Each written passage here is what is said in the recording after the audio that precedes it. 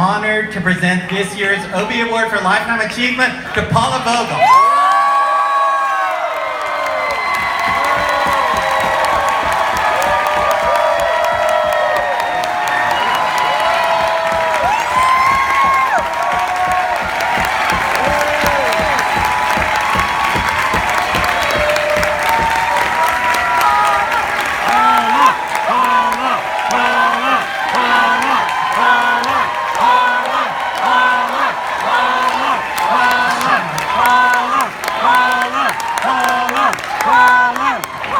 So much. I've been incredibly fortunate and gifted in the last 40 years of my playwriting career and teaching career to have witnessed miracles every year. I've produced about 10 plays a year since 1984 on budgets of $0 to $100.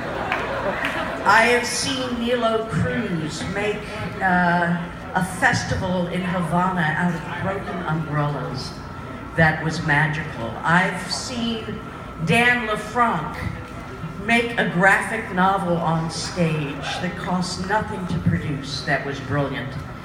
The difficulty is getting artists who can make miracles on $0 to $100 into institutional off-Broadway theaters where they are produced on $50,000 to $100,000 to $200,000. And today, again, I was fortunate to be in the room with 50 writers and watch them make miracles within an hour. So one of the things I want to thank is I want to thank these extraordinary writers with whom I've worked for 40 years that basically have told me that there is a leveling principle in our field, which is the imagination and talent, and not budget alone.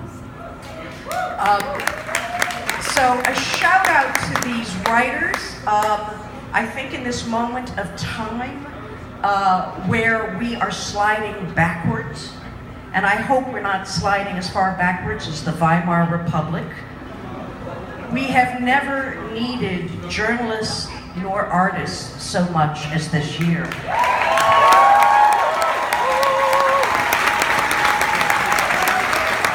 I want to thank Circle Rep.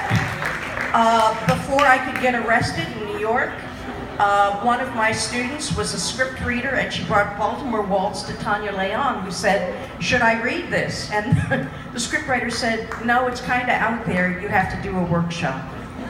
At this workshop with Anne Bogart, it was kind of phenomenal. We rehearsed it in Anne Bogart's studio apartment for approximately a week, and then we took it to Circle Rep in a tiny little room.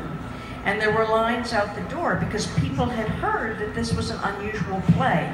I sat in the audience, and behind me was Lanford Wilson, who was a hero of mine.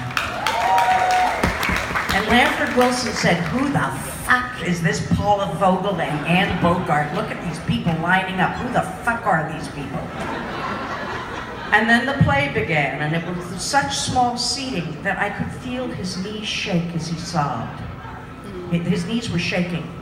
And I turned around and said, "Mr. Wilson, my name is Paula Vogel." Woo-hoo! And Lanford Wilson said, "You're a member of Circle Repertory."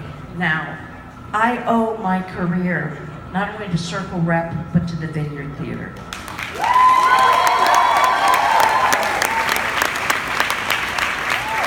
The extraordinary Vineyard Theater works on 1/10 to 1/20th of the budget of a lot of off-Broadway theaters. They make miracles happen on nothing. But the most important thing that they do is they are not gatekeepers to young emerging playwrights.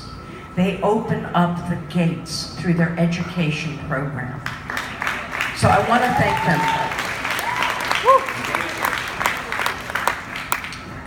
Lastly, I want to thank all the artists I've worked with, the extraordinary directors I've worked with, Anne Bogart, Mark Brokaw, Kate Wariski, Les Waters, Tina Landau, and for this Lifetime Achievement, working with the cast and Rebecca Teichman, David Dorfman, all of the artists James Latus, Amanda Spooner, this is the achievement of my lifetime.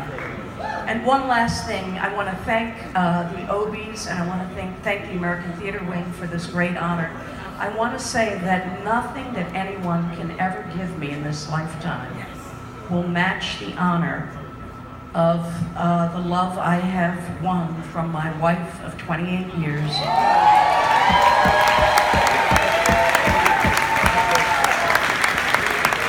The brilliant and extraordinary Anne Foster Sterling, I bless her and thank her for every day. Stella Adler once said we need 3 things to make it in this business: the height of a rhinoceros, the tenacity of a bulldog, and a good home to come home to. Thank you, Annie. Thank you all.